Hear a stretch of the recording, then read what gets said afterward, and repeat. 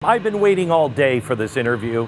I have not met our guest yet, but it was a story that we found on Refinery 29, and we talked about it earlier today. It is unbelievable. It was a story about how millennials can cope in these economic uncertain times. Not very easily. Sometimes 20-somethings are having a really hard time making their way in America, where it is more expensive than ever, and in a shifting competitive job market, where an internship, at least in Manhattan, can pay as little as $25 an hour for an internship. This is why upstart politicians like 28-year-old Democratic Socialist Alexandria Ocasio-Cortez making a huge splash. They understand that subsisting on just one $9 latte a day is no way to live. They understand that money doesn't grow on trees, it grows in government basements. They understand that it is the government's duty to harvest all of that money and distribute it to college graduates who have $100,000 in student debt to pay off.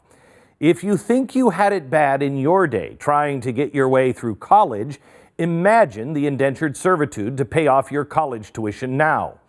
That's the arrangement some colleges are actually starting to make. Believe it or not, they're promising to pay your tuition in return for a percentage of your future salary. They're calling this the income share agreement.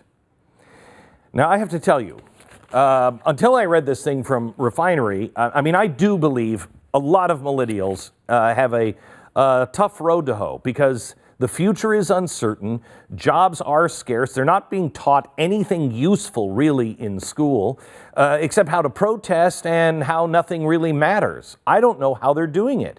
And to come out of college with that much debt, you do scrape by, barely. Do you know how much a movie costs in New York City? A movie, $27 per ticket now. Living in New York City, in some places, it is crazy. Millennials need a superhero government, they think, to rescue them, like no other generation since their great-grandparents in the 1930s. Wait a minute. Are you saying that millennials face the same kind of problems that our great-grandparents and our grandparents faced in the Great Depression? Well, no, but if you read Refinery 29, you might believe that they would be in the same league.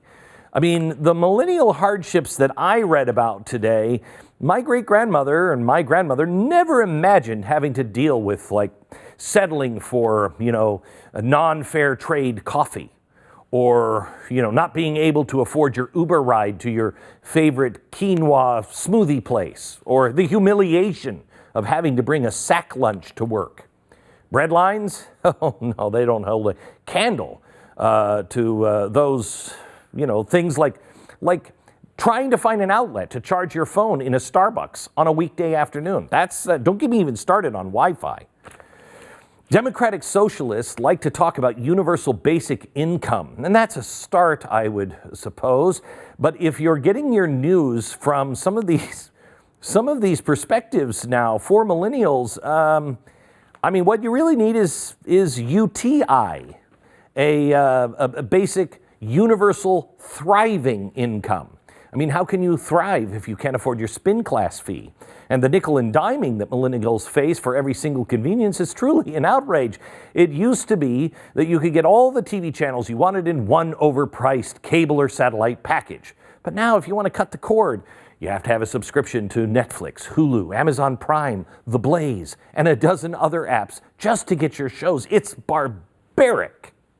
So how do they cope? These dystopian, Trumpian, economic, uncertain times, how does someone who is 21 years old make it on a tight budget? I have waited all day, and I was told she was hard to get, but at the last minute, they got her. A story that was written, a journal that was written by a 21-year-old millennial. She is a marketing intern. Her name is Brittany Raj Lopez Smith, and apparently we couldn't get her, but she is with us now. Brittany.